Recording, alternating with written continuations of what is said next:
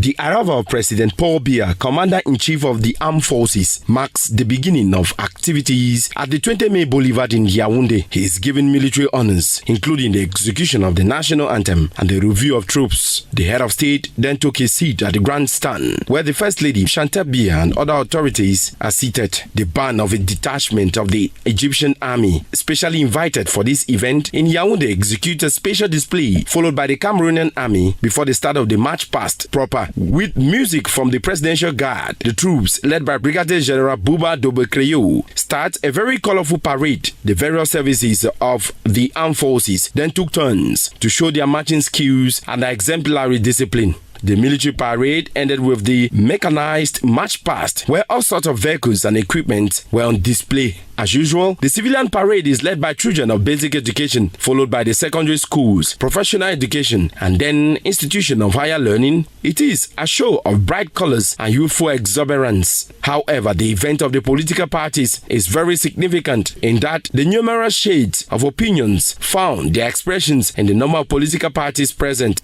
The crown of the march past is, as usual, the long train of the ruling Cameroon People's Democratic Movement, the CBDM, which thrilled the thousands of invitees present at the grandstand. This year's edition is celebrated under the theme Defense Forces and the Cameroonian People in Harmony to Safeguard Peace and National Unity, bedrock of a strong and prosperous Cameroon.